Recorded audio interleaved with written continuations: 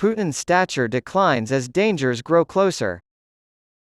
It's like something out of a Cold War spy novel. A longtime authoritarian leader is nearly overthrown by a mutiny but uses a carefully crafted propaganda machine to portray himself as the victor. As the country fights to win a war it expected to end in days but has been waging for 16 months, two generals have mysteriously vanished. A rebel leader who almost confronted the president in the capital city but then mysteriously retreated, despite being called a killer, rapist, and criminal. He's probably hiding out in Belarus, which is nearby.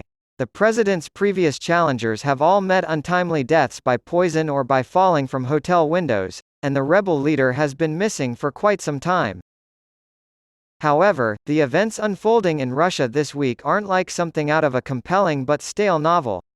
Russia, Eastern Europe, and the rest of the world are all at risk because of the very real events taking place in a country where history weighs heavily and the truth is hard to ascertain. Like any good spy novel, the ending is left ambiguous.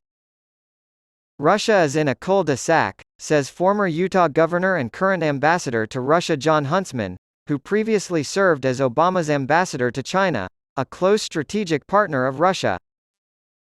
Huntsman says Putin faces an entire front doorstep of NATO and Western-friendly nations that are stressed by internal strife, public frustration with a war that has cost 200,000 Russian casualties, and punishing international economic sanctions. What happened over the weekend provided a window into the dysfunction of the Russian machine. I do see an end to Putinism, says Huntsman, though Putin himself may not leave the stage after 23 years in power. This is longer than the tenure of any world leader. To paraphrase, it's not going to happen anytime soon, he warns. The water will slowly come to a boil. After a tense weekend in which Yevgeny Prigozhin, leader of the mercenary Wagner Group, led a march of 25,000 men toward Moscow with an apparent plan for confrontation, Putin has maintained an unusually high public profile this week.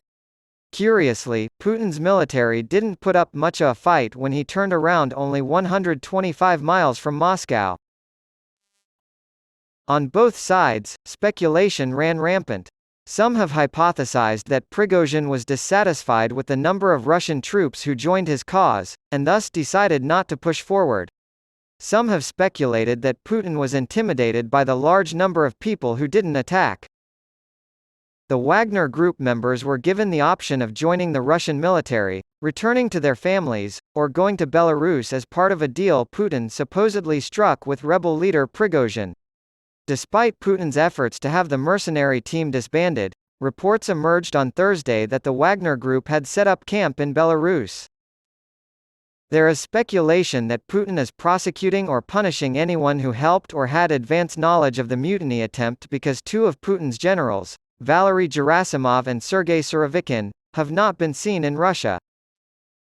That may indicate that Putin's military's true colors have been shown, increasing the pressure on the Russian leader to end a war he started under false pretenses.